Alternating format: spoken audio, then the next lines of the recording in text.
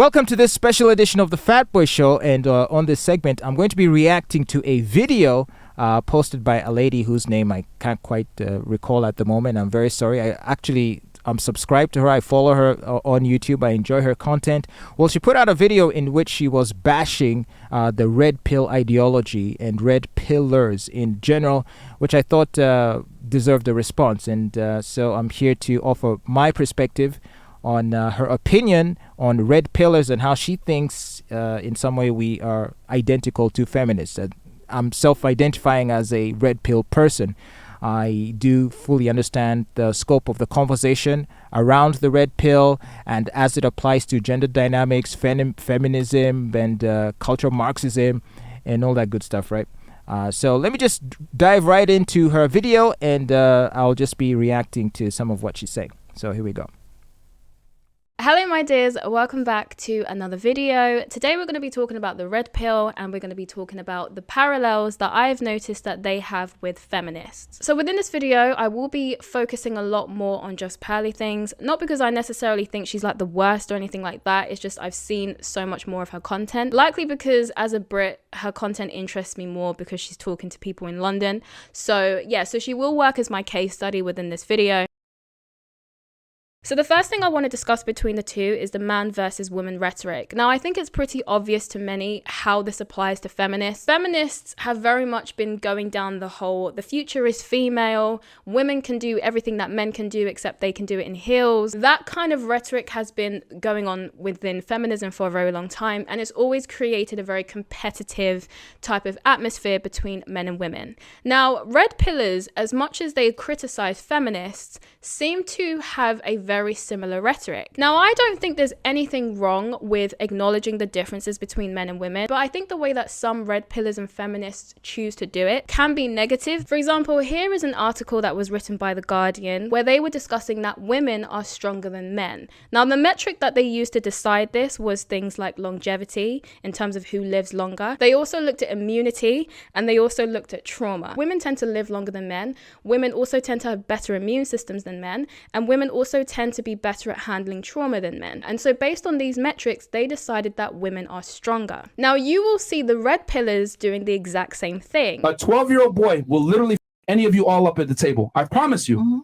Men are physically superior to women. There's a reason why there's an NBA, not a WNBA. There's a reason why high school boys destroy women national team in soccer. There's a reason why Serena Williams lost to a hungover guy ranked 97th in a tennis exhibition match. World champion, best tennis player ever, destroyed by a man that's hungover.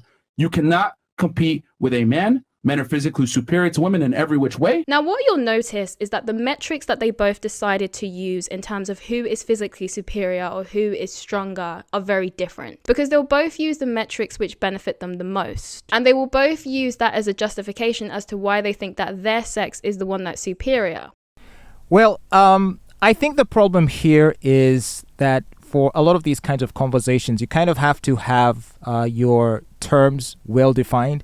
If you're trying to make a comparison between men and women, you might want to be specific as to in what way men are stronger to women. And I think that's the point she's trying to make. And she's saying that essentially both sides will be very, choosy in deciding when it comes to deciding by what metrics you are going to declare that men might be stronger than women or women might be stronger than men.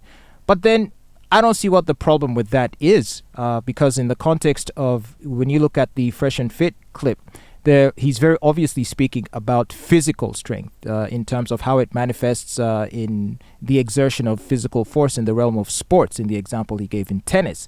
I mean, that can't be disputed. Now, if someone wants to instead compare a woman's ability to,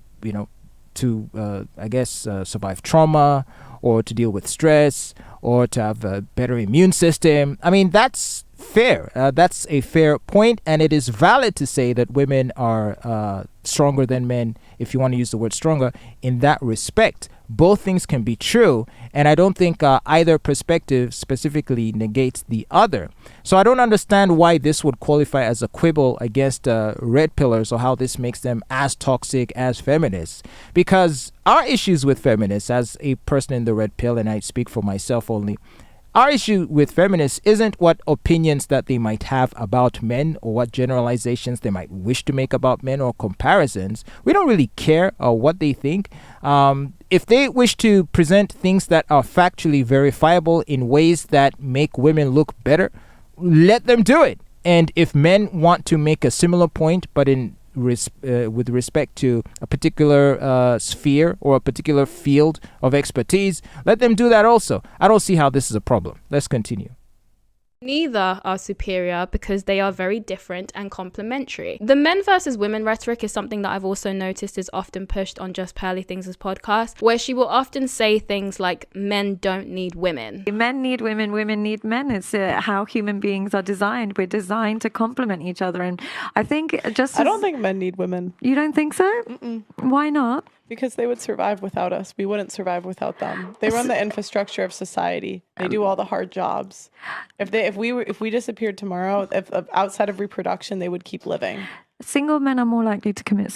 Single men are more likely to have mental health problems. Single men are more likely to die with depression.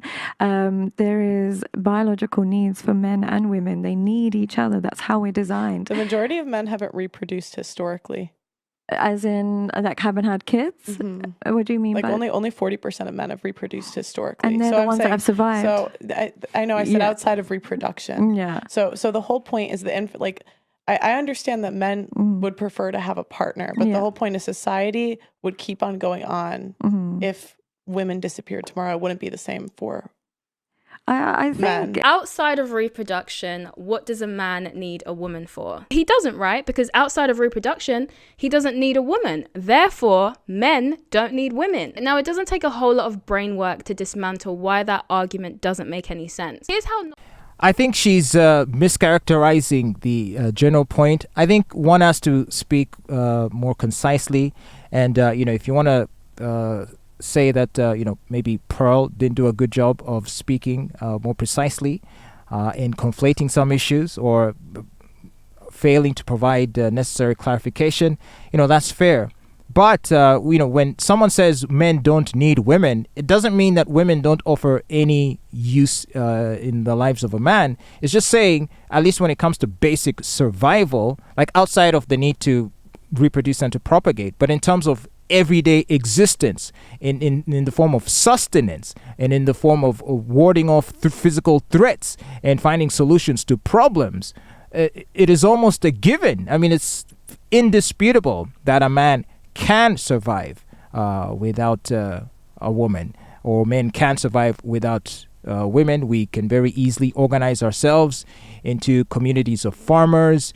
For the longest time, while we existed as primarily hunter-gatherers, it was roving bands of men scouring the plains in search of game, in search of antelopes and giraffes and elephants and whatever else they were hunting those days, right? There were no women present, and they'd be gone for months at a time, weeks to months at a time, looking for game, and then they'd bring that stuff back. Now, what would the women have been doing in all this time? Well, they'd be in the homesteads, right? Clustered around themselves and the kids, foraging for scraps of food that they can find from just within the area around the house. And obviously, without men being present, they'd be susceptible to threats from competing tribes. They'd be susceptible to threats from wild animals that they couldn't kill themselves. Even when it comes to the energy, the toil, and the manpower, no pun intended, that would be needed to build fortifications or dams, or to all of the infrastructure that would be necessary to keep and maintain that society would require for men to be there. So it almost, again, seems so straightforward when if one is to argue the point that women can't survive without men. Meanwhile, men can't survive without women outside of reproduction. In terms of everyday daily existence, a man's contribution to a woman's life, it far surpasses anything a woman can contribute directly to a man's life. Nonsensical that argument actually is. Let me give you some more examples. Outside of hydration, humans don't need water. You can survive without water outside of hydration. Therefore, humans don't need water. Outside of hunger, humans don't need food. Therefore, humans don't need food. I'm having fun now. Let's do one more. Outside of Frankly, this is embarrassing and quite stupid. Once you start utilizing analogies to try and prove your point, you're just opening the door to all kinds of bizarre scenarios, because right now she's just not making any sense at all. Whatever analogy or example she's trying to use is completely irrelevant and disconnected from the point being discussed. breathing, human beings don't need oxygen. Therefore, humans don't need oxygen. It's very easy Human beings don't need oxygen, therefore It's very easy to use Pearl's strategy to rationalize the most absurd things. It's just you have done something very sneaky here. You've just rattled out a list of irrelevant comparisons and bad analogies that don't pertain to the points being discussed at all. And from that, you're concluding that therefore means that using Pearl's strategy, you can argue for anything. I think that was very disingenuous, but I'm not going to ascribe ill intent on your part. I think it was just ill-advised for you to go down this path because ultimately it's kind of making you look very ignorant.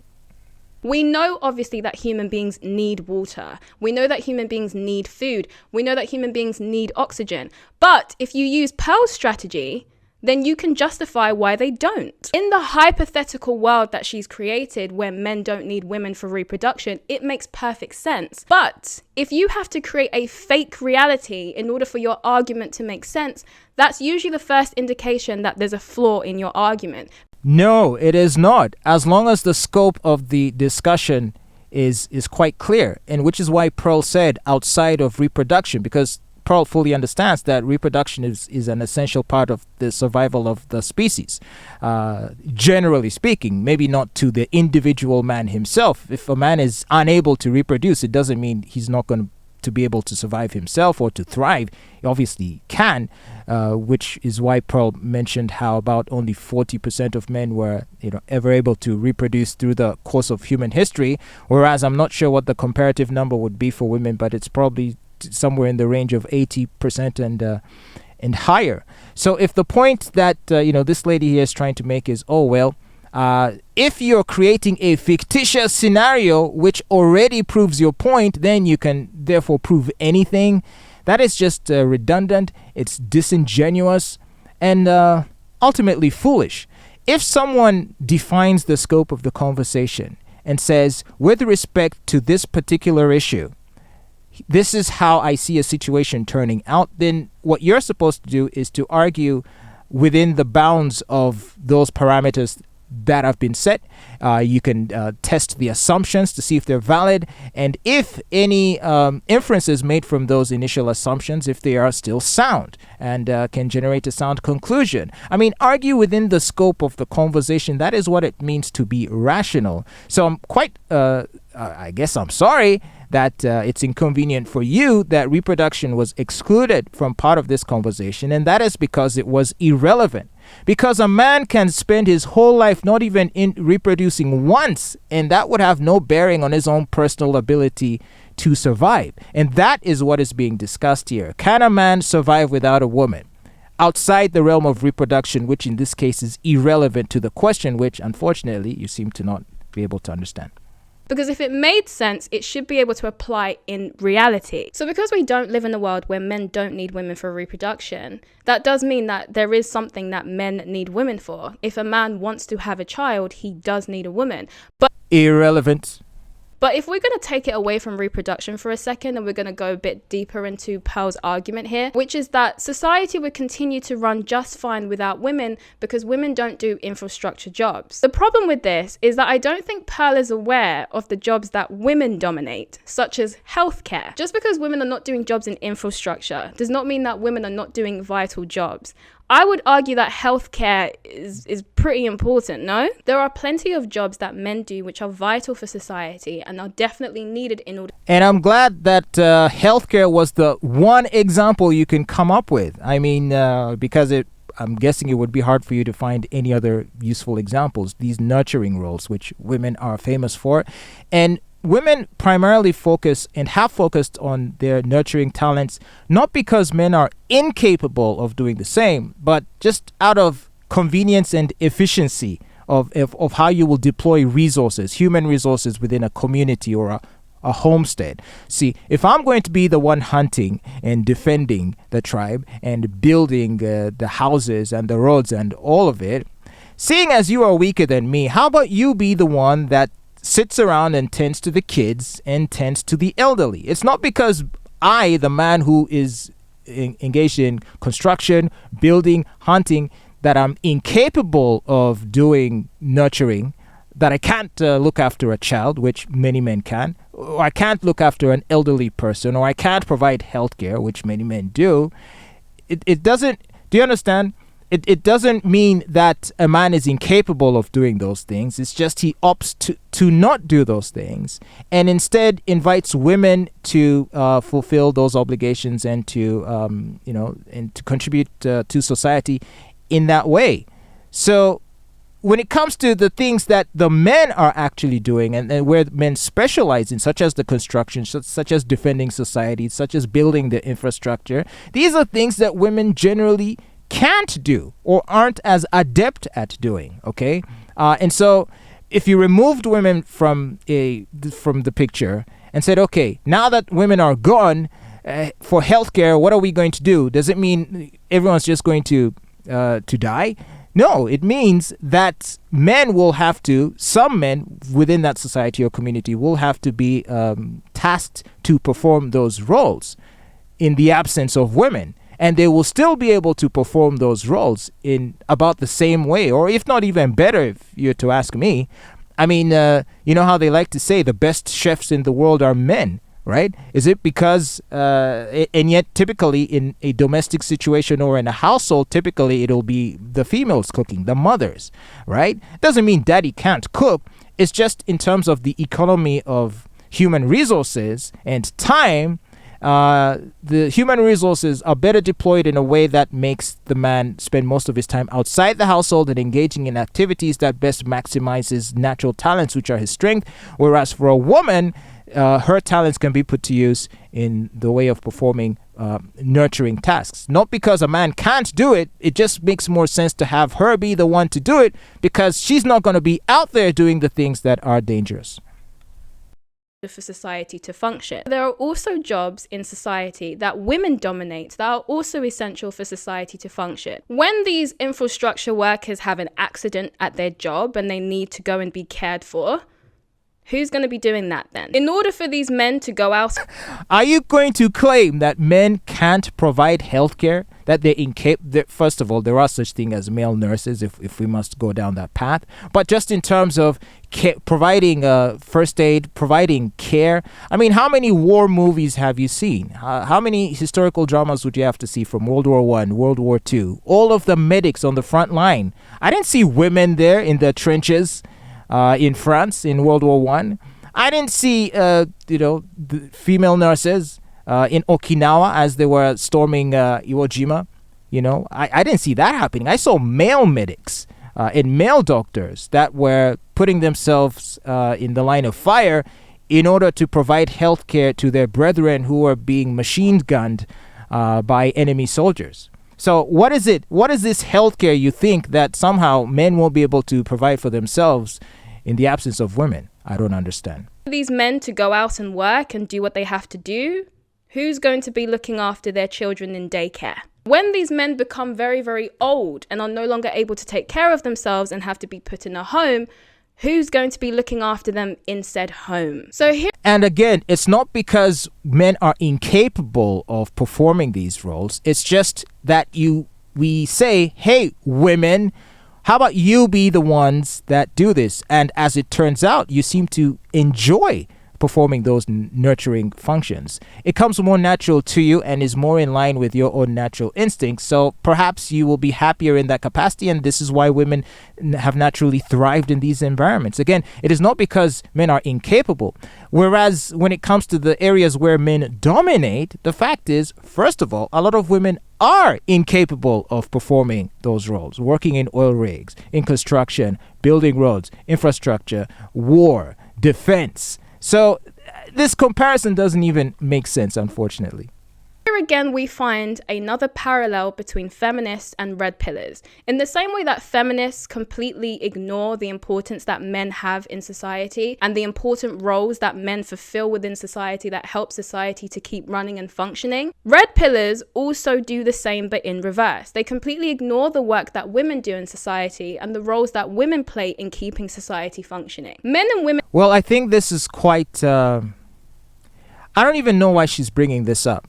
Because if her complaint is red pill men seem to not acknowledge the role of women in society, see, I don't even know how that is a useful point to bring up. So let's say it's even true. Okay, red pillars don't appreciate that women do nurturing roles. They work in daycare, they work as nurses and what have you. Let's say there's red pill men who say, who don't give women their due credit in that regard. Okay, so it's just a difference of opinion.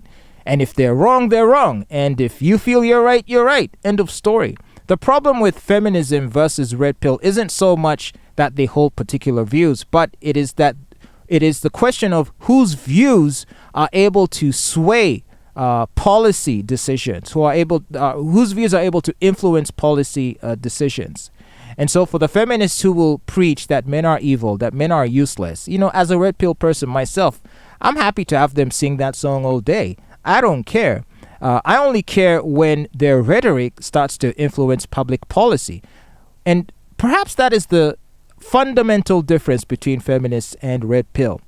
It is not so much the issue of one camp aiming to speak in ways to maximize the aspirations of one gender at the expense of another in this case, but rather it's the extent to which the rhetoric of one can affect the lives of the other side.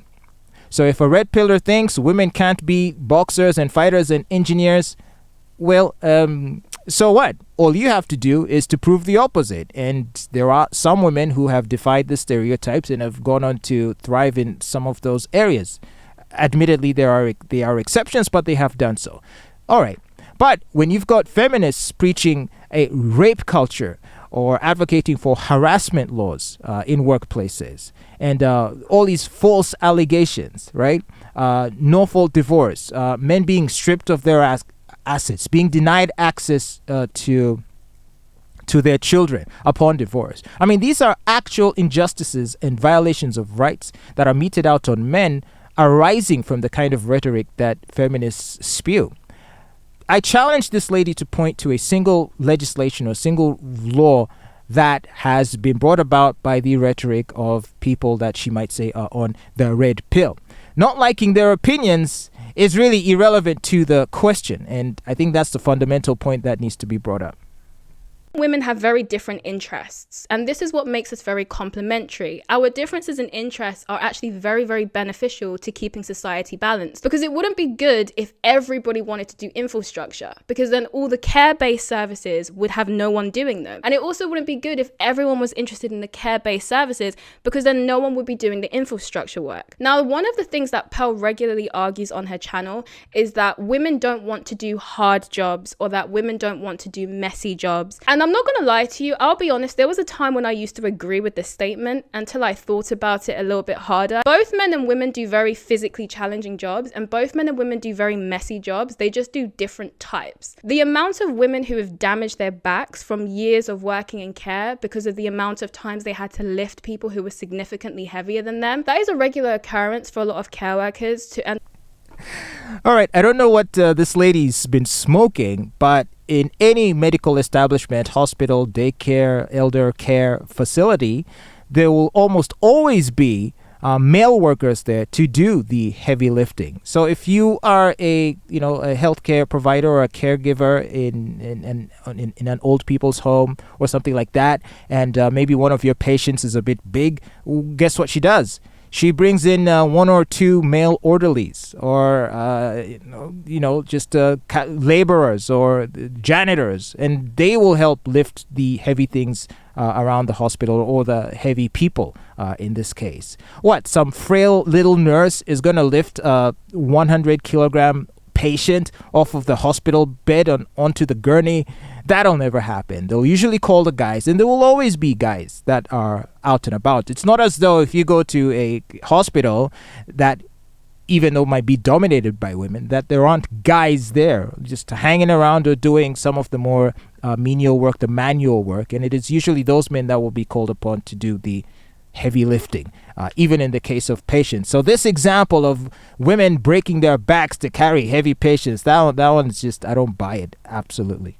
That is a regular occurrence for a lot of care workers to end up having damage to their backs because of the amount of heavy lifting they have to do within the profession. Where a man is more likely to go and clean the sewers, or he's more likely to be collecting waste, women are more likely to go into jobs that require them to handle poop, pee, vomit, blood, and all types of other bodily fluids I'm sure we don't even know exist. Yeah, but I mean, let's be real. And as messy and as gross as those things might be, and it is gross for sure, but you honestly can't compare that to the kind of life-threatening work that a lot of men do engage in, especially the kind that involves infrastructure, construction, building skyscrapers, building dams, working in mines, coal mines. Like, it's just an order of magnitude different.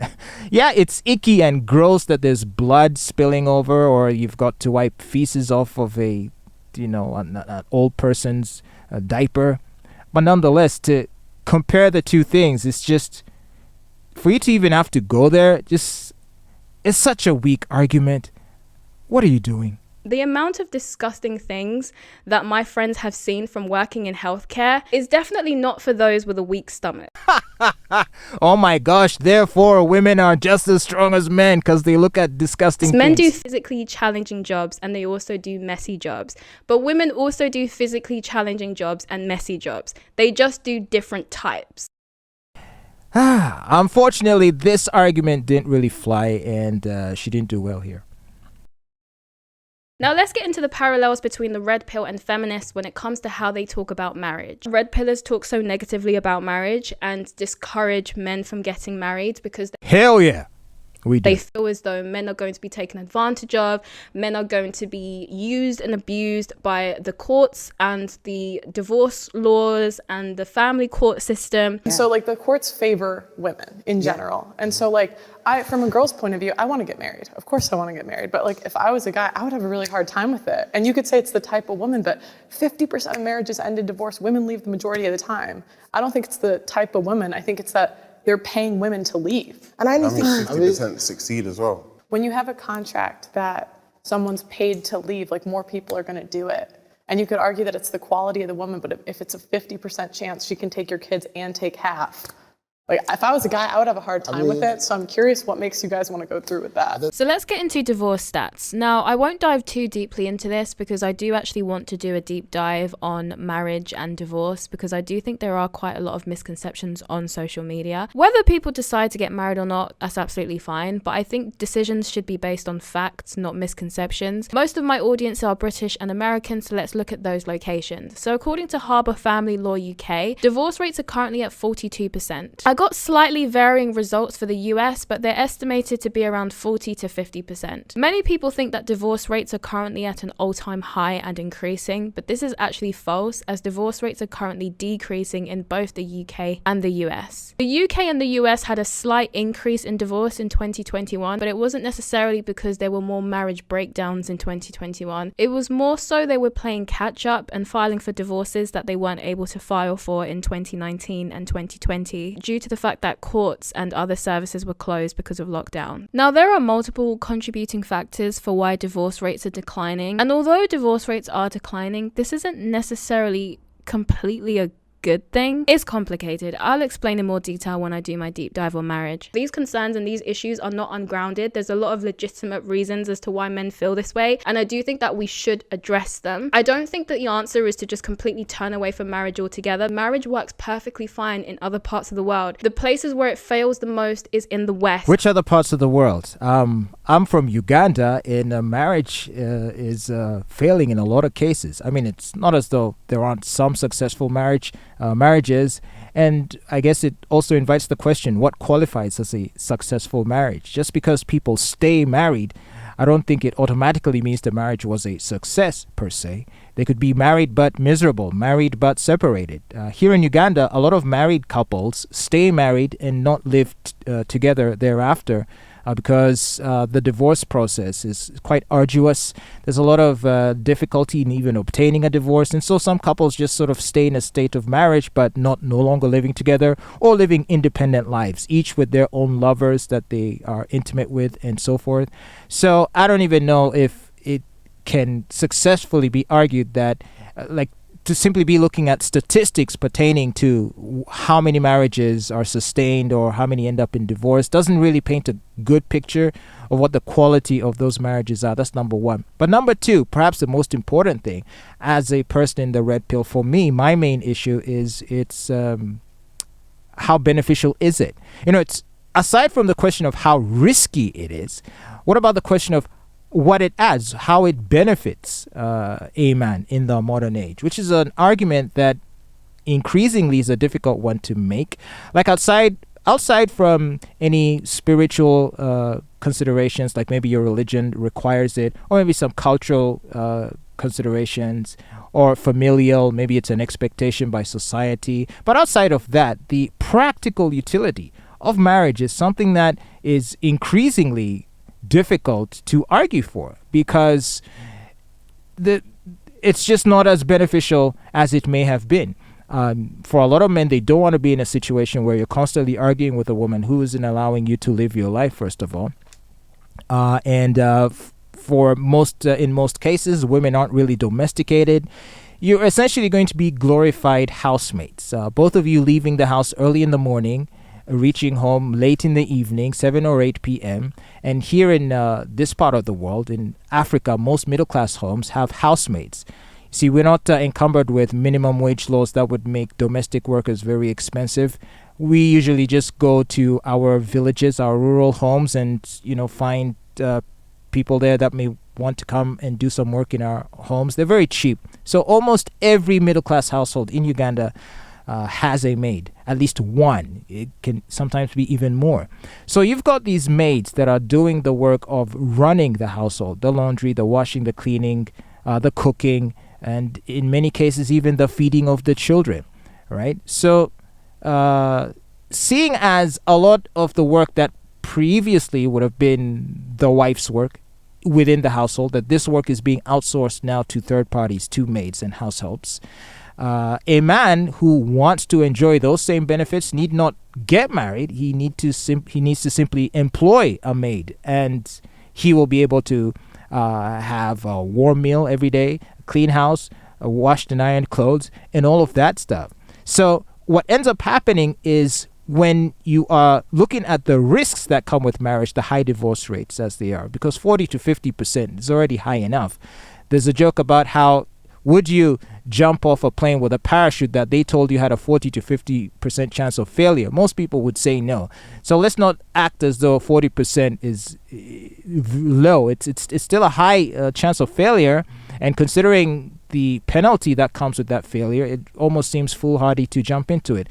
And adding to that, now the fact that there isn't much in the way of practical utility of getting into marriage, it's like most men are just simply seeing no reason to do it. Now, I don't know if, as we continue with this video, she's going to find ways of explaining why men should still aspire for it, but let's see what she has to say.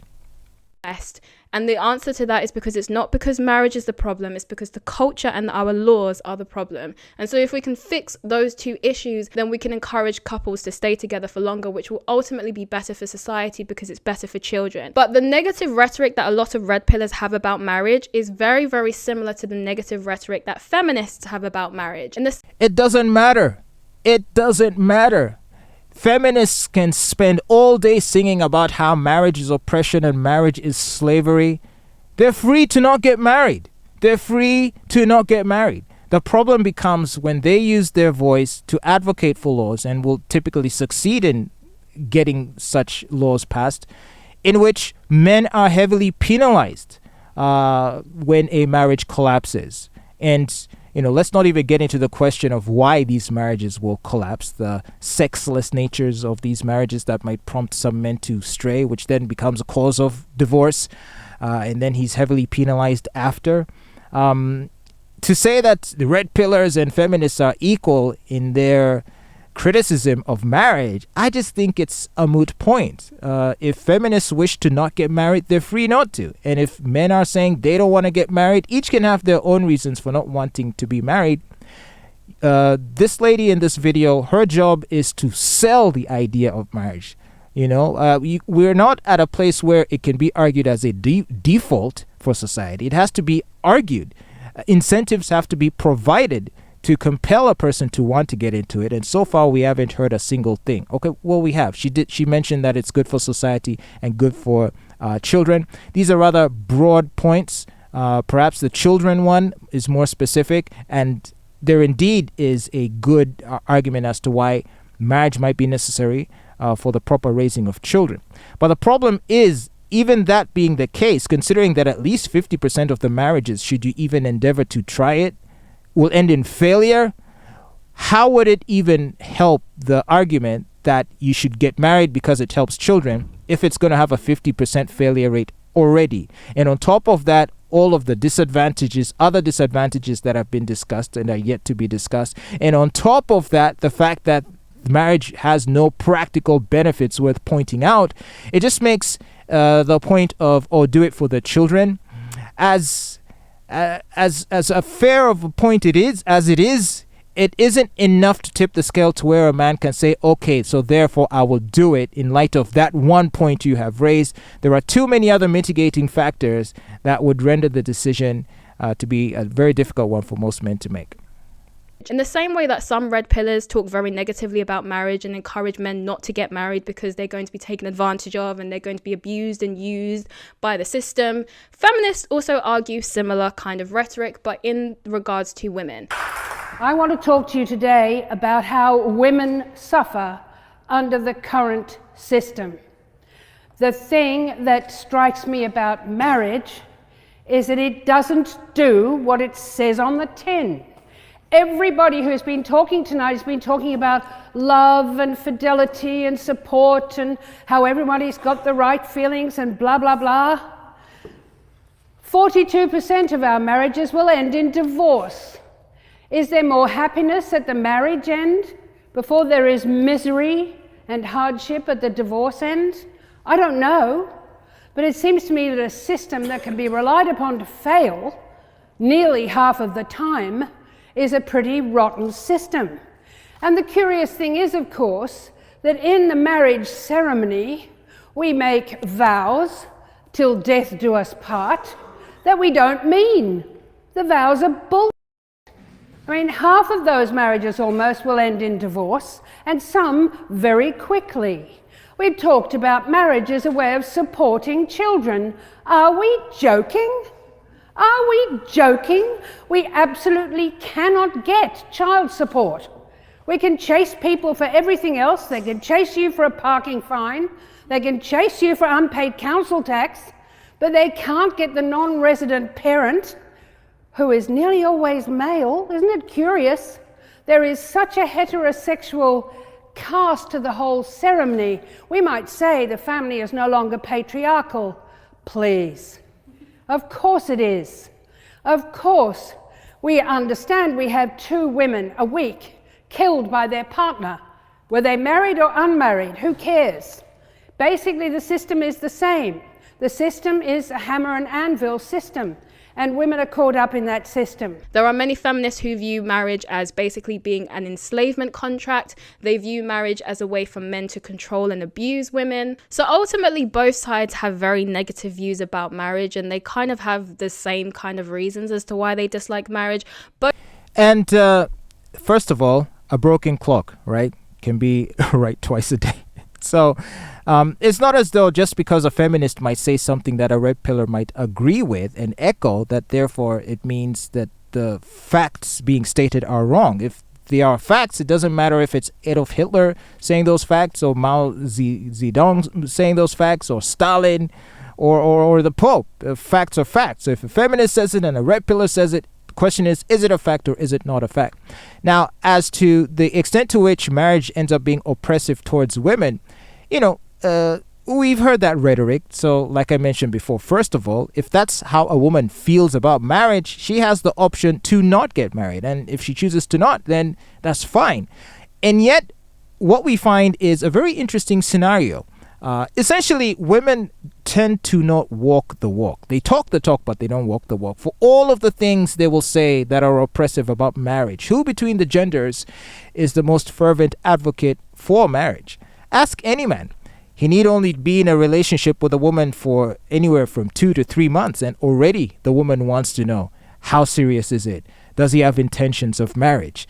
I'm from Uganda in Africa, and here, it's, I guess the women feel more pressure to do it, and they're quite insistent on it. So if it is as oppressive and as suffocating as these feminists say marriage is, well, explain that to the men who are being harangued every single day by their girlfriends about why they need to marry them. You can openly state, oh, I'm not a guy that wants to get married. You start a relationship, that girl is going to try to get you to change your mind, and is going to try to get you to walk her down the aisle. So I don't think they actually believe that it is as oppressive as they claim that it is. Both sides dislike marriage because they think that the other side is going to use it as a tool of oppression. So red pillers believe that men will be oppressed by marriage, and feminists believe that women will be oppressed by marriage. Well, there is the inconvenient empirical fact about who tends to obtain more custody in the case of divorce, and also who of the parties is the one to initiate divorce, and who among the genders is the one that stands the most to lose in terms of assets, in terms of money, in terms of property, in terms of livelihood. I mean, these are indisputable. So I want to hear this lady say that that's actually not true, because if it is true, then what she's saying is just ridiculous and meaningless, right? That's number one. And number two, when it comes to the actual benefits of marriage, she is yet to make a case for why a man should get married. We haven't heard it so far, aside from the point about how it benefits society, which she hasn't explained yet, and also about how it might help children. But when weighed against all of the other mitigating factors, and with marriages having a 40 to 50% rate, probably even higher in most cases, how are children being helped by marriage anyway? You could decide to get married today and do it for the children. Well, there's a 50% chance you're going to get divorced anyway, and your child will be raised in a single parent home and will be met with all of the risk factors that comes with living in a single parent home. So how did being married even help the situation? So both sides are encouraging both sexes to just completely avoid marriage.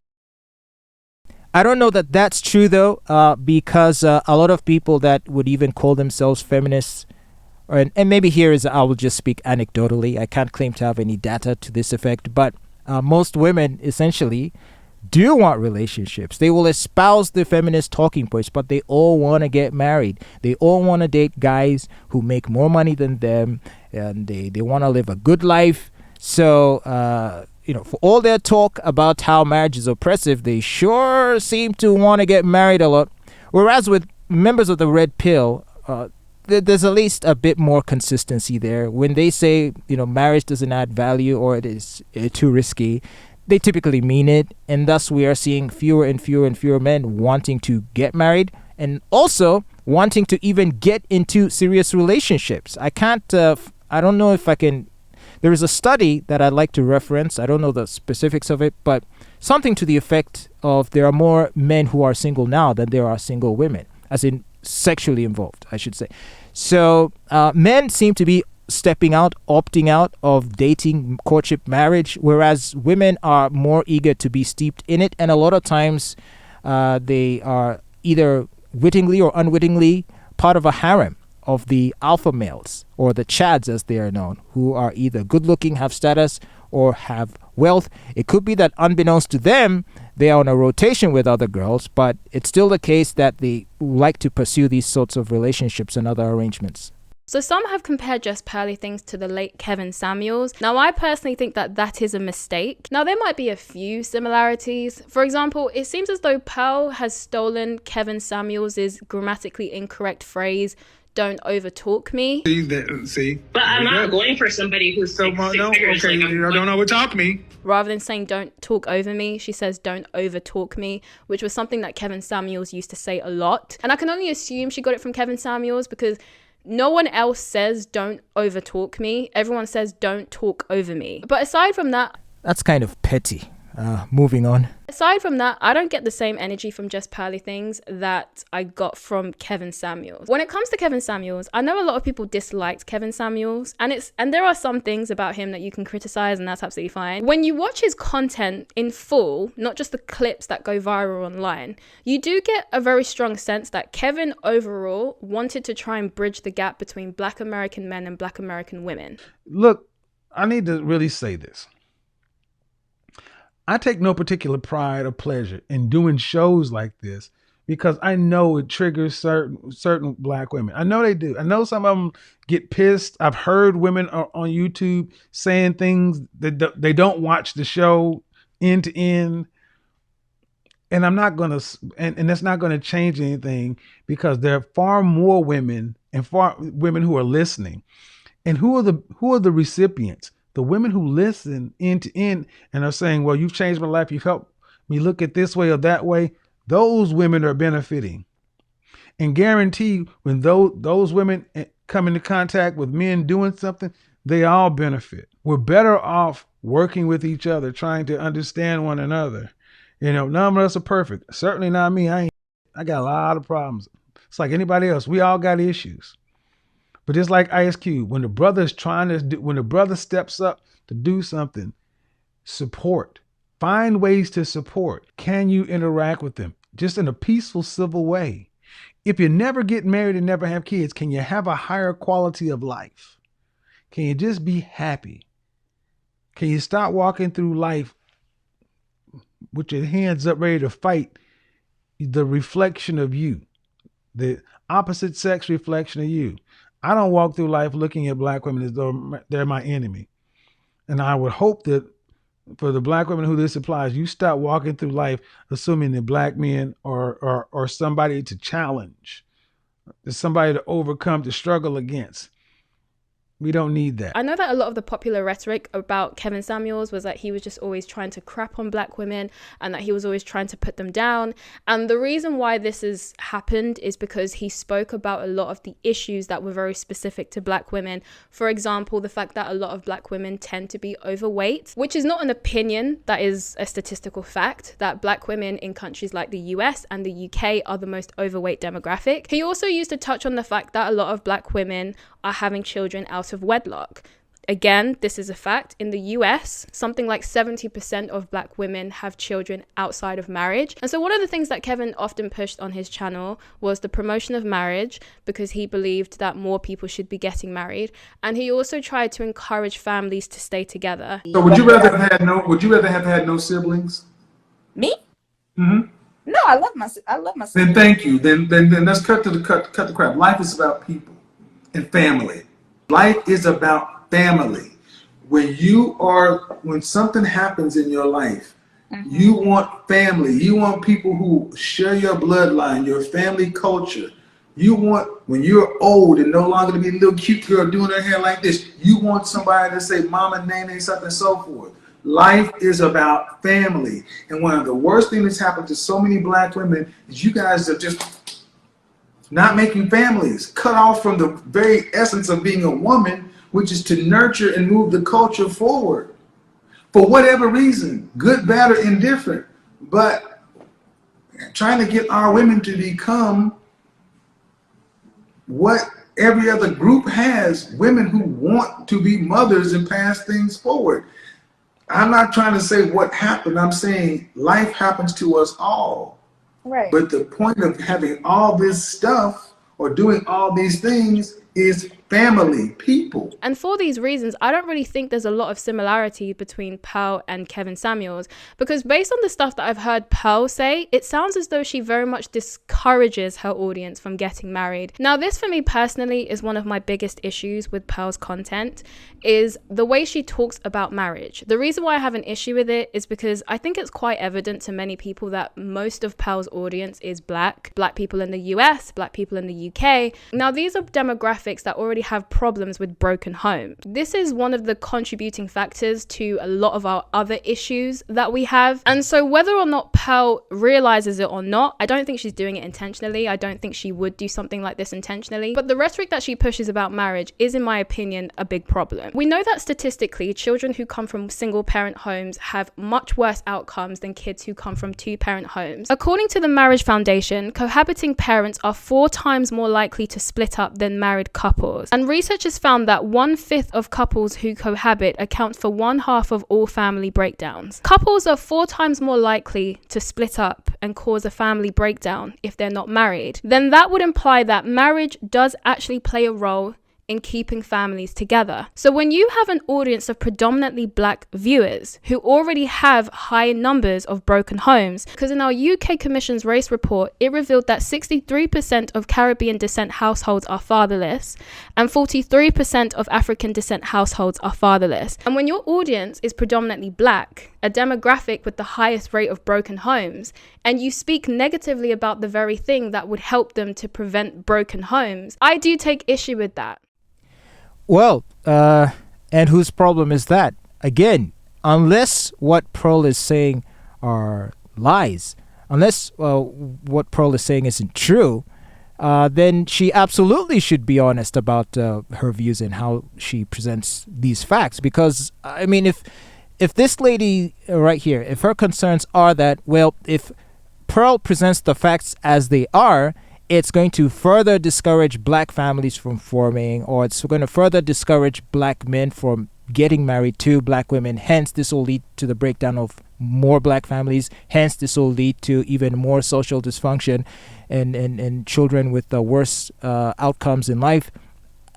I mean, this has no bearing on the question of whether or not what Pearl is saying is true. And I'm glad that at least you're willing to not ascribe ill intent on Pearl's part in how she discusses these issues.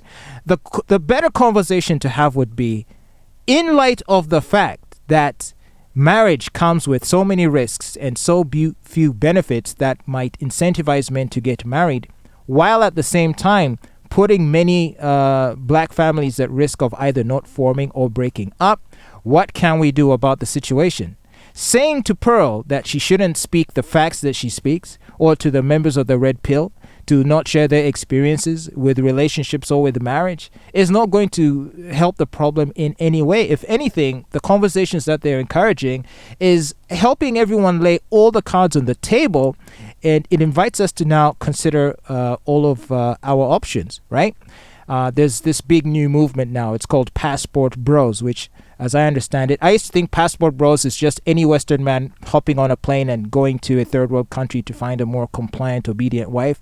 I read somewhere that it's primarily a black American thing. Is that the case? Maybe someone can correct me. But at least that's one avenue through which men are trying to explore what marriage options they still have that are still viable, right? They are at least trying to get married, but under circumstances that are more beneficial to them. So you can't knock them for not trying. They certainly are trying.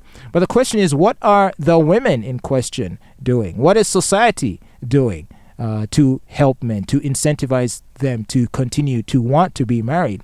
You know, when the Red Pill says that the laws as they exist encourage women to want to break marriages, this is demonstrably true. Okay, are there plans? Is this woman here ever going to lead a movement to advocate for those laws to change? I don't think so. It all boils down to the same thing: blaming men for all the problems in society and shaming them for not wanting to step up in light of all of these risks and to get married. Simply because they must do their part for society or for children or whatever. I don't think that's going to be a very powerful argument, and I don't think many men are going to buy it. Very much so, because we know the effects that broken homes have on children, and we know the negative effects they have on their outcomes. The frustrating thing about this is that Pearl herself knows that. Pearl herself has spoken many times about the negative effects of single-parent households. She knows that it puts children at a statistical disadvantage in so many different ways, but yet she talks negatively about the very thing that is more likely to keep families together. But you see, two things can be true. It can be true that children raised in unmarried households have a higher chance of suffering from worse life outcomes. That can be true. It can also be true that marriage is very disadvantageous to men. Two things can be true. So the question isn't to discount one or the other, but to say, in light of the fact that this is the reality that we live in, how do we fix the situation so that we can encourage men to get married while in so doing help keep society intact and help to lead to better outcomes for children? Because by simply focusing on the ways in which marriage is beneficial to society while doing nothing to encourage the promulgation of positive incentives for men to consider getting into marriage then you're just not gonna nothing's going to happen. Men are still going to opt out of marriage and say, you know what, screw it. I mean, after all, why put myself at risk in the service of a society that, as far as I know, denigrates me, doesn't even like me, and doesn't value my contribution? It's even more frustrating because Pearl is someone who has been quite fortunate in that she comes from a more affluent background. Her parents worked very, very hard to earn their success. And as their child, she got to benefit from that. She got to experience the benefit of having two parents in the home. She talks a lot about the traditions that she was able to have. She talks a lot about the way her family structure had a very positive impact on her. So she knows the benefits of being a child of a married couple, whilst talks negatively about marriage to other people. And this is why I think comparing Pearl to Kevin Samuels is a big mistake, because Kevin Samuels was encouraging black women to stop having children out of wedlock. Kevin Samuels was encouraging people to get married. And Kevin Samuels was encouraging women to get back with their baby fathers if it was possible, because he understood the importance of keeping the home. Yeah, and that's all very nice. But of course, Kevin isn't alive anymore for us to ask him this question. But if you'd pulled him aside and said, in light of everything you say and all of the encouragement that you're giving to both men and women in trying to come to an understanding and to work together and to raise families, if we could have asked Kevin Samuels today, do you really think that your advice is going to do anything to change the situation? I wonder what he would have said. I wonder if he would say, yes, and for that reason I shall persist in these efforts. Or will he say, I don't know, man, the situation is too effed up at this point. Which brings me to the topic of the black pill, which isn't really red pill, but it's sort of a more extreme version of the red pill, the black pill. It's essentially taking all of the facts as are understood by members of the red pill, but going one step further and to say, okay, in light of the fact that these are the facts that persist, is there a chance that we can ever find happiness under the present paradigm? And black pillars mostly seem to think the answer to that question is no, that women will forever be women and will behave in reaction to the incentives that are offered to them, which in the current age, the incentives are numerous dating options, Tinder, Bumble, online dating, careers. So in light of all of these incentives that women have, a black pillar looks at the situation and says, the chance of me finding a compliant wife with whom I can raise a family are close to zero. Thus, I'm going to adjust my expectations accordingly and live my life assuming that such dreams shall not be realized. And if it means society is going to collapse, well, so be it. Whereas a red pillar, or some red pillars, especially those who are more traditional in their thinking, will utilize the knowledge that they've obtained from the red pill in understanding female nature, and they will attempt to game the system, utilizing various tactics and strategies to maximize their chances of thriving romantically or keeping a wife compliant. I take the view that these measures are ultimately futile, that given the right circumstances, a woman will behave as a woman shall in response to the incentives that society provides her. And many a red pill man has found himself, or sometimes they're called purple pill men, right?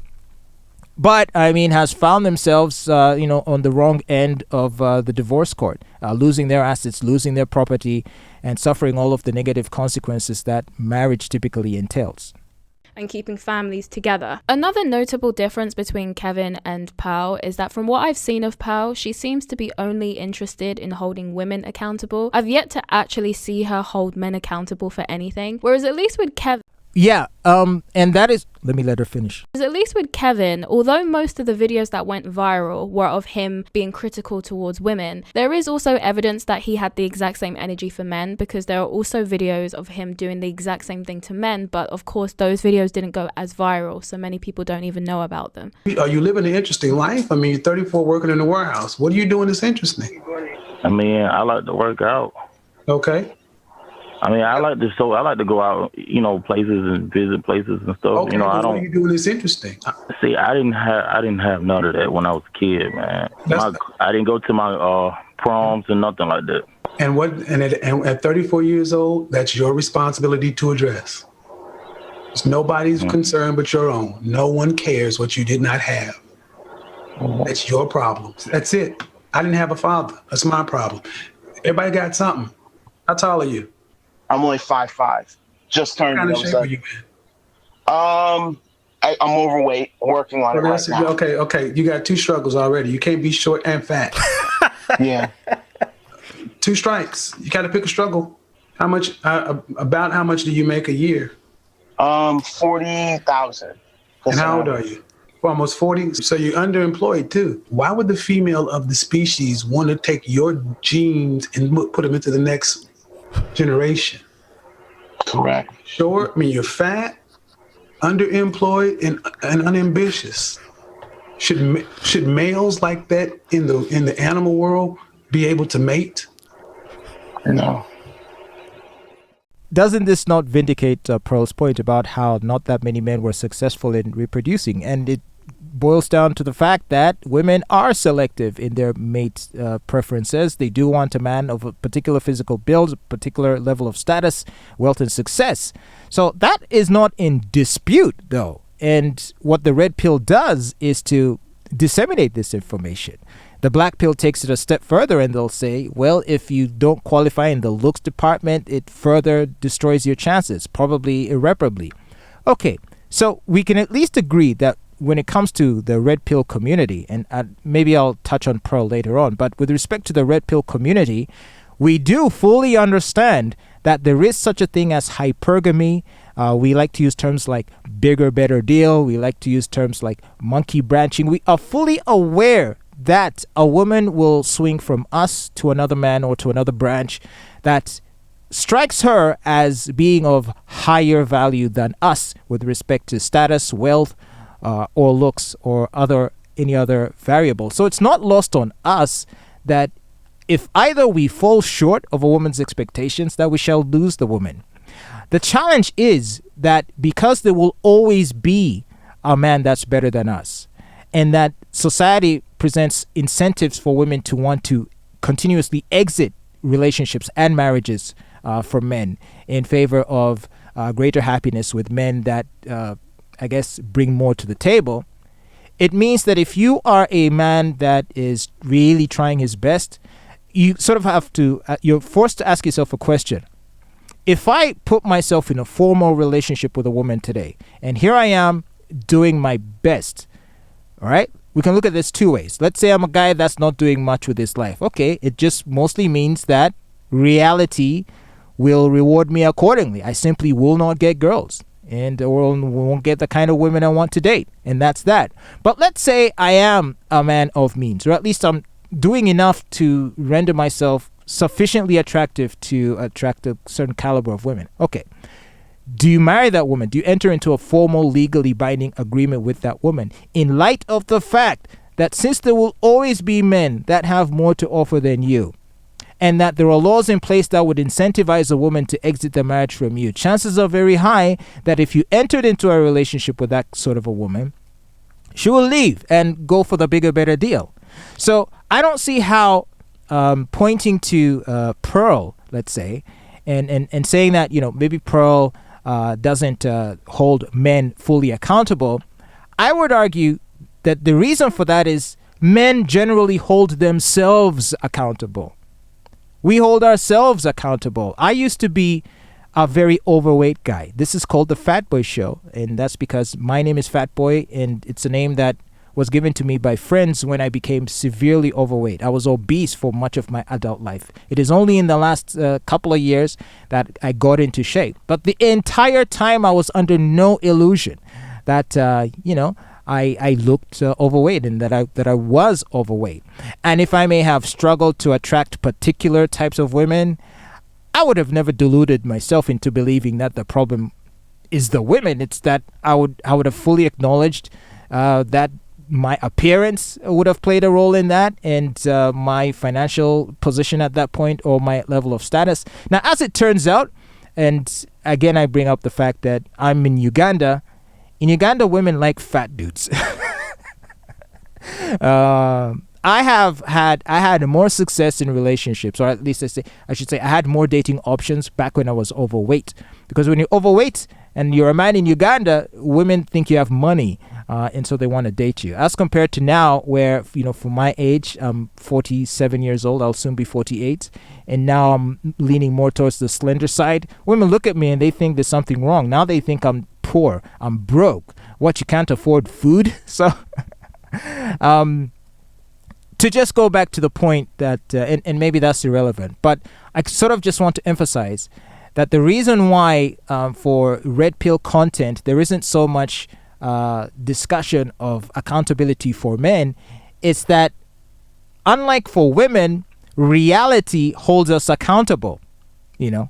If you are a woman who's overweight, maybe you're a single mother with 3 or 4 kids in tow, you're below average looking. If you go to Tinder today, you are still going to get matches. You're going to get matches from attractive men, average looking men, ugly men. You will not be short of male attention. The difference is that the what ends up happening is that it inflates a woman's ego and inflates her expectations. Because not too many women realize that the attention she's getting isn't because there's anything special about her, but she simply has a moist hole between her legs, and most men are quite happy to shoot their shot at whatever low-hanging fruit. That's also part of it. If you're not a very attractive woman, even a handsome Chad might think to himself, hey, I could use free sex on a slow night. So yeah, he's going to reach out to that unattractive woman and will try his luck. And what is this going to do to that woman's ego? And how likely is she to settle with a man of more average looks and average means? It sort of skews the whole process. And which is why there is a severe lack of accountability and delusion on the part of women. And which is why this is a lot of what is discussed, as opposed to holding men accountable. Men know that when they're not in shape, when they don't have money, when they don't have status, that they won't get the girls they want. We hold ourselves accountable all the time. So if Pearl were to start doing shows or segments in which she was trying to hold men accountable, like, what would she be saying? Would she be like some of these red pill guys, these traditionalists like Richard Cooper, do the work, hit the gym, lift weights, all this kind of stuff? I mean, I would be hard-pressed to believe that there are men who aren't already aware that they need to do that. So it would be a moot point to even bring it up. And so I think that's why Pearl focuses her content in discussions of men's experiences with women, and why the lack of accountability that is being that women are subjected to is significantly contributing to the dire state of relationships today. Because as men, we are fully accountable to ourselves. We know, if you look at all our role models, we respect and worship rich men, successful men, and to an extent good-looking men, well-built men. We know that there are standards, and we work very hard to aspire for those standards. And for the men that have decided that they won't bother, they are fully willing to accept the consequences of that. And that is not the case with women. At 38 years old, is this where you thought you'd be in life? No. And what are you doing about it? Working out. No, you ain't working out. You're fat. That's true. See, this is why I have these conversations, because a lot of this stuff gets lost in the sauce when women start talking about women and these red pills and all this other kind of stuff. This ain't got nothing to do with women. See, at 5'5", you should be in shape for you. You have zero confidence, and you're a quitter. You're underperforming, and you lack ambition. You need to go enroll in martial arts or boxing somewhere and let somebody knock the shit out of you, because you don't know who you are. Okay, so the final chapter, I know this video has been long, bear with me. So criticizing women is something that happens quite a lot on the red pill. And don't get me wrong, I don't think there's anything wrong with criticizing women. And I would say that some of the criticisms that the red pill make about women are very valid criticism. While I think it's fine to criticize some of the things that women do, I've done it myself, there's a way in which you can do it so that women can be responsive to it. What is the point of offering criticisms about women if you're not doing it in the way that women will actually listen to? I love this question. And I think she misunderstands why the kind of content in which women are criticized resonates a lot with men, and why they garner so many views on YouTube and TikTok and elsewhere. I don't think most men in the red pill think that the criticism of women they're offering is intended to be constructive. In other words, intended to get women to change. And to me, that's the most fundamental difference between feminism and red pill, or the manosphere generally, is that ours is a movement, and ours is a movement in which we are fully willing to embrace the reality of the situation. We're not trying to compel women either through bullying or psychological pressure or coercion to try to get them to behave and act in ways that we would prefer them to.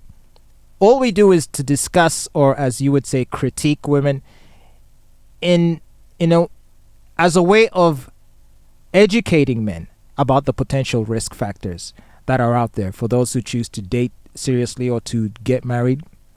And a lot of times it's just fun banter. It's entertaining to hear guys narrate their either their tragic experiences, and preferably not tragic. The tragic ones suck, but the more whimsical ones about how they got played by a chick, or how he got double dealt, or how he got like basically these stories of disappointments, or it could be stories where someone was trying to finesse them and he got the better of them. A very good example being the recent one of Hakimi, the football player from Morocco who plays in France, whose wife tried to finesse him in court, take half his assets, only to find that his mother, all the assets were in his mother's name. So she's walking away from that marriage with not just nothing, but there's a good chance that she might have to part with half of her property because she has more assets to her name than he has in his, which of course is so hilarious and has animated the red pill community this past week. Just look at all of the videos they've generated. So those kinds of videos are entertaining, enlightening, and they're fun, and they're mostly not intended for women's consumption.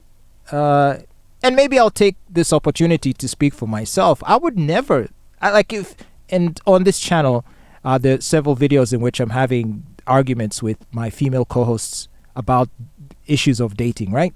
But nowhere have I ever thought to myself, now I'm going to convince her that I am right, such that she changes her life and can be a better girlfriend or better wife to whoever she's seeing. I don't think of it at all in that way. Well, I mean, as a man, I simply have a need to be rational, and I feel very gratified when I can argue a point and for the point to be true. So if only for that, I will offer my opinion on the state of dating and on the various incentives that a man would want in order for him to be happy in a relationship. And I say all that knowing full well that women are simply not going to step up to the plate and not going to try to change. They are going to be what they are. So in the red pill community, all we do is acknowledge that that's the reality and say, given that this is the reality we live in, how do we thrive in it?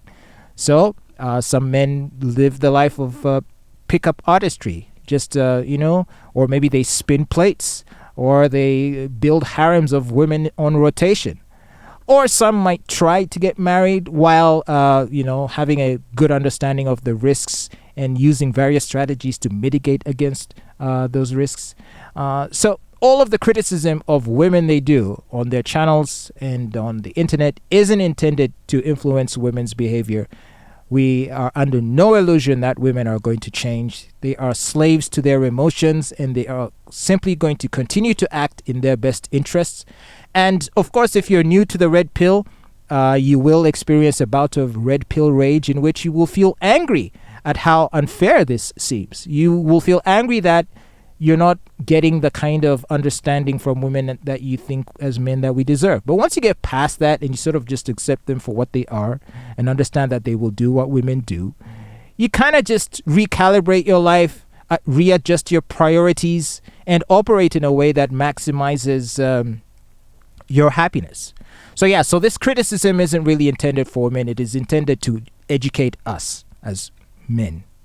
Because again, this is another parallel that the red pill has with feminists, because feminists do the same thing but in the opposite direction. Feminists demonize men and say that masculinity is toxic. They push the narrative that men are dangerous and that men are predators and that men are very... See, again, that's irrelevant. All of the women in the world can openly declare every single waking moment of the day that men are horrible. We don't care. Let them do that. It's that rhetoric is what informs the laws that are enacted, which affects the real world. So that's the problem. And that's the fundamental, crucial difference between feminists and the members of the red pill. The issue isn't about whose rhetoric is worse. The issue is about whose rhetoric affects people's lives in real ways, in terms of laws being passed, in terms of people's rights being violated. And because you do not acknowledge that, for me personally, that's my biggest gripe with this lady. And it leads me to think, and as others have suspected, that she must be a feminist herself. Because how can you not see that if the red pill community are having particular discussions and feminists are having different discussions, that they are in any way comparable just because they might engage in generalities or making generalizations about the other gender? That is not the issue. The issue is, what do you do with those generalities? And as far as feminists go, they use those generalities to inform policies that violate the rights of men. Very dangerous people to be around. We have women who are petrified of men because of all of this rhetoric. Women are so scared of being victimized by men because of all of this rhetoric. Now, the way... that's their problem. Because if there are men who are, you see, and that's another thing. If the issue is they're petrified of men because they think men are going to rape or men are going to attack them or assault them or violate them in some way, well, I mean, that's unfortunate. And again, those are heinous allegations to make. I mean, you're essentially alleging, the feminists are alleging, that men are going to commit crimes against women. Whereas what would red pill men be saying that is objectionable? Oh, that women seek high status men, that women have hypergamy, that women are emotional, that women are physically weaker than men. Like you would take issue with just that, because and I don't know if this is apparent, but the two things, like the scope of the conversation just seems totally not on the same level. The things the generalizations red pill people make about women are so tame and mundane in comparison to generalizations that feminists are making against men. And again, since she can't even acknowledge that, it makes me really doubt her sincerity and her good faith. Now, the way that feminists talk about men, did it make men want to listen to them? No, it made them quite resentful, to be honest, because many of them are thinking, why are women painting us all like this and making generalizations about us when I have never done anything horrible or terrible to a woman before? This is the kind of rhetoric that some feminists have created. They've created a very anti-man rhetoric. And red pillars are doing a very similar thing, but in the opposite direction. But please, scale and scope. Be real. Be effing real. Oh, women today are promiscuous. Oh, women ain't loyal. Oh, women are this or that. All right. Unflattering generalizations, perhaps, although arguably true. But even putting that aside, compared to feminists saying men are, they're going to assault women, that they want to torture women, they want to kill women, they want to oppress women, they want to step on women. Like, how are the two things even comparable? Like, this is such a disingenuous aspect of this lady's presentation, and I would hope she'd take a moment to reflect on this. I don't know if she's ever going to watch this video. I doubt she will. I haven't even had the courtesy of trying to find out her name, and yet I'm subscribed to her. I just see her thumbnails in my notifications, and I watch her videos if the topics seem interesting, and many of her videos are good. In fact, most of them are good. This is the one video she's done where I'm like, I'm not happy with how it went down, to which I even had to produce a video response. So, because if you look at the comment sections of many of these red pill podcasts, they are filled with disgruntled, angry men. Men who have... Yeah! Hell yeah! What's wrong with that? Who have so much negativity to say about women. Men who are just sick and tired of women. Well, I mean, if that's their lived experience, they have every right to express it. And if in expressing those opinions, all they are sharing are their experiences in dating, how they may have been divorced by their wives, how they might have done everything for the woman and she abandoned them or cheated on them or took the children. Why aren't men allowed to discuss these things? I mean, are you trying to be a gatekeeper of information? Now, I would never begrudge women the opportunity or the platform to discuss their grievances with men. I mean, Oprah Winfrey became a billionaire on the basis of giving women a platform to complain about men.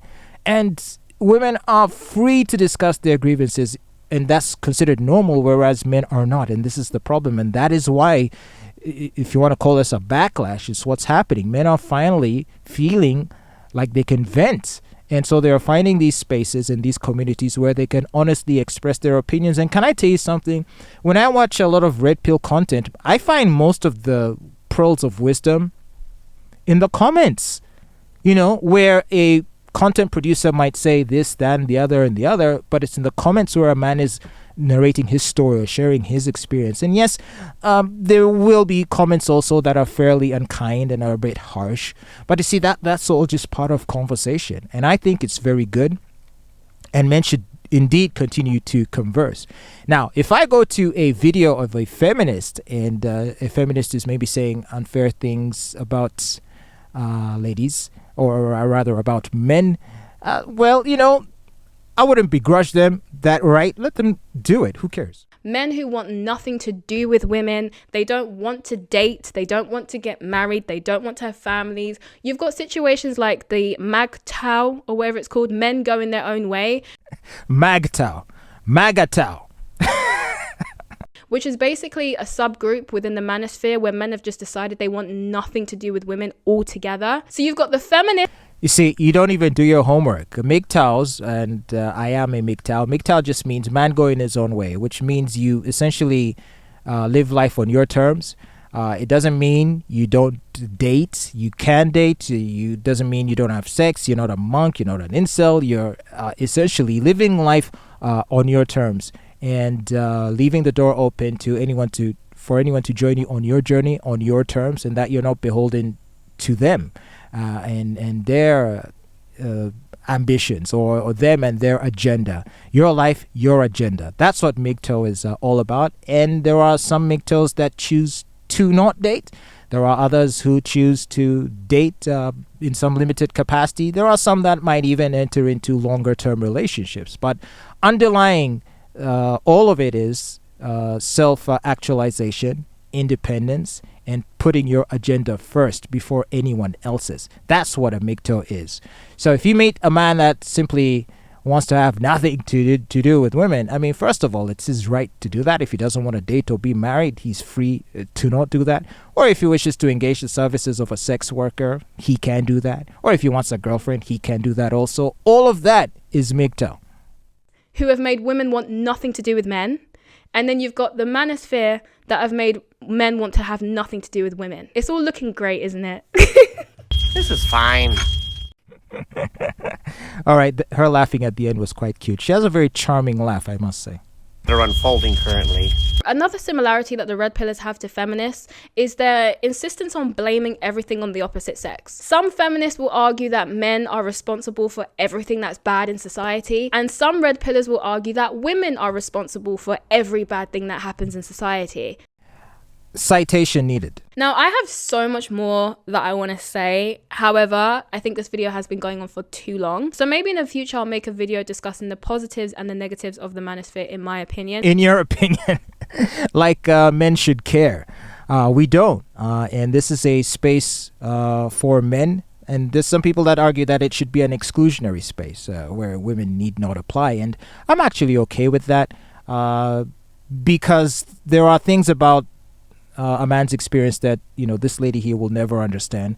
And in just the same way, there are things about a woman's perspective and an experience that men will never understand. And so too should they have their own spaces.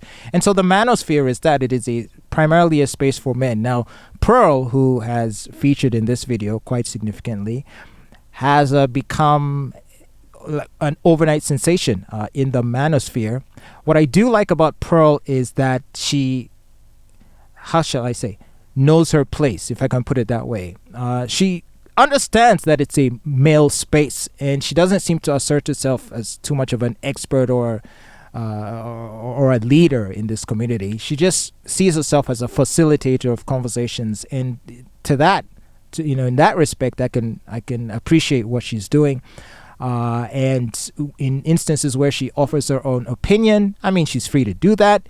I just mostly enjoy her content in terms of the conversations that she's able to generate, and that's a good thing. And let's be honest, I don't think she's doing this for like some humanitarian reason. I mean, this is show business, and I think she's even mentioned it as much, that hey, entertainment. I'm just an entertainment channel, and her channel is entertaining. And if it is, if it's financially rewarding to her, then that's how it should be. She puts in a lot of work into what she's doing. She's grown her channel significantly in short time. So kudos to Pearl. So in conclusion, when it comes to the red pill and feminism, I think that they are two sides of the same coin. I actually think that the Manosphere is a reaction to feminism. I don't think that in the world without feminism, we would have the Manosphere. I don't think that the Manosphere would exist without feminism. I think that the Manosphere is a reaction to society post-feminism. But I do think that ultimately when it comes to fixing the dynamics between men and women, I think that both of these two sides have worsened the dynamics between men and women. I think they have increased the distrust between men and women. I think they've caused a dysfunction in the communication, because ultimately what you've got is you've got the feminist camp and then you've got the Manosphere camp. And women are going over here, men are going over there. And whilst they're all having fun, just bitching about each other basically in their camps, they're not actually talking to each other. And because they're not talking to each other, they're not coming to any kind of common ground. And because they're not coming to any common ground, it's worsening the dynamics between men and women, because you can't improve the dynamics if they won't talk to each other. If you've got a whole bunch of women who only want to talk to other feminist women, and you've got a whole bunch of red pill men who only want to talk to red pill men, and they just want to talk about each other but don't actually want to talk to each other, I don't see how that's going to be a net positive for society when we have to live together. But, you've spent most of the time in this video being critical of Pearl, and yet Pearl is one of the main people facilitating that dialogue between men and between women. She inserts her own opinion in those conversations, of course. But in the Manosphere, there are several actors within the Manosphere that are doing their best to try to encourage these conversations. I mean, Fresh and Fit, isn't that all they do? Those two guys, Myron and the other guy, they bring in like half a dozen women and talk to them. Pearl talks to them. So I don't understand how this criticism can stick on the manosphere of saying, oh, we're not encouraging the people to talk to each other, point me to a feminist podcast in which they invite a member of the manosphere or a red pill. I dare her to do it. And the reason she can't, because those conversations are not being had on the other side. And you see, and this is why this comparison is so disingenuous. Oh, you're just the male version of feminism.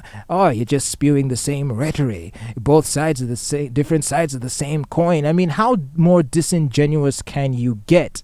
Whereas red pillars and manosphere people are constantly trying to have conversations with feminists. They constantly invite them to their shows and to their podcasts.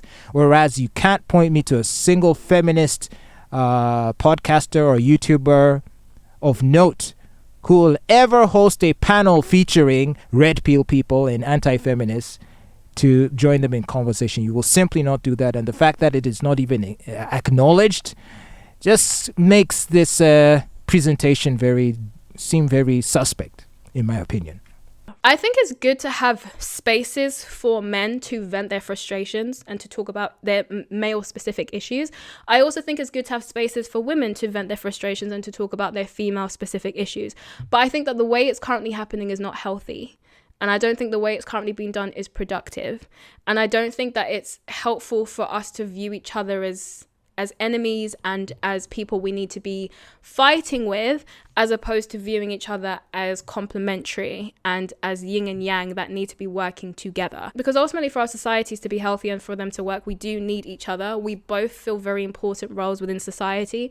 And so we need to be able to work together as opposed to working against each other. There was a time when women understood the importance of men and men understood the importance of women, but we've become a lot more segregated and separated post-feminism.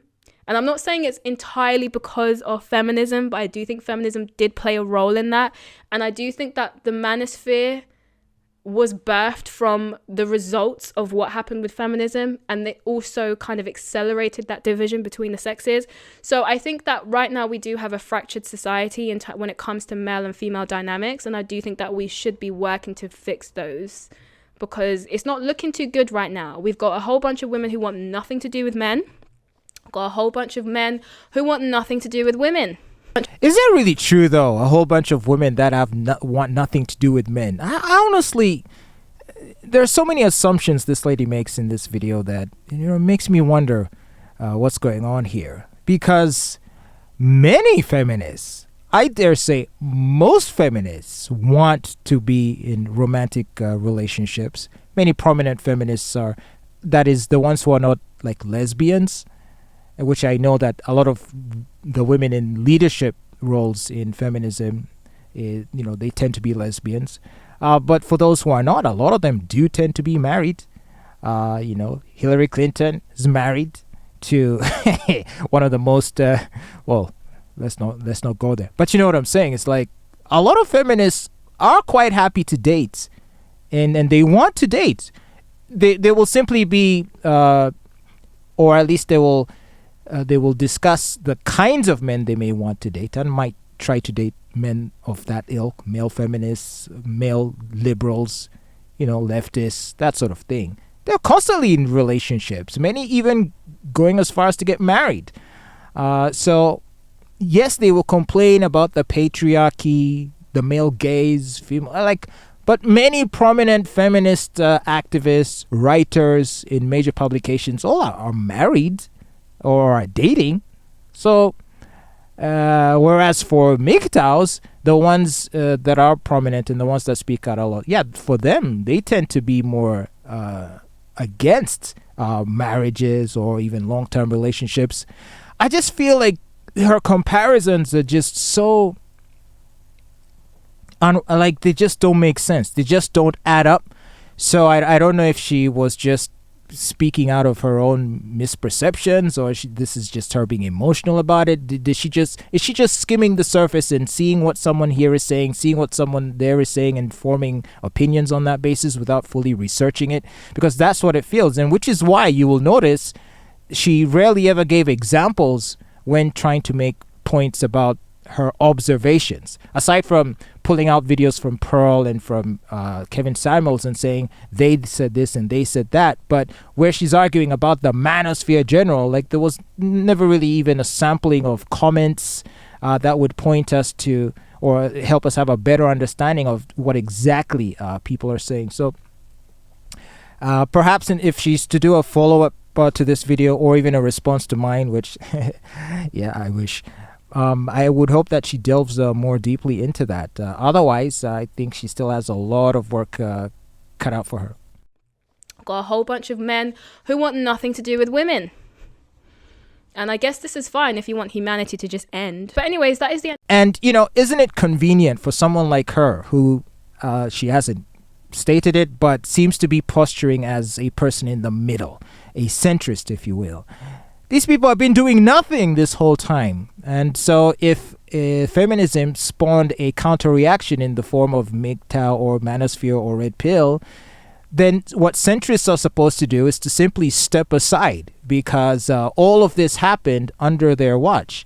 And for all this time that the feminists have been running roughshod over men through their anti-male policies, the centrists weren't saying anything. And so the men have come up with their counter-reaction, and now they're concerned about it. Where was the concern back when feminists were running everything? Now that men are reacting, you're like, no, you're making everything worse. You see, maybe let's just have the feminists doing all the bad things and saying the bad things.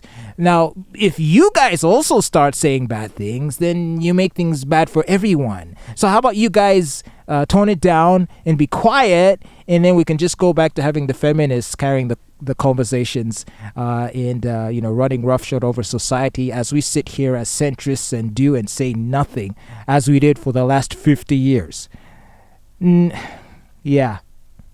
Thank you for nothing. Very long video. As always, do let me know in the comments what your personal thoughts are in terms of the parallels between feminism and the red pill. Do you agree with me that they feel like two sides of the same coin? Absolutely not, and I think I've stated my reasons. And are ruining the dynamics between men and women? Or do you completely disagree and think that that's not the case? If you've enjoyed this video, then do like and subscribe. Thank you for making the video, Patience. Clearly, I had many disagreements with you.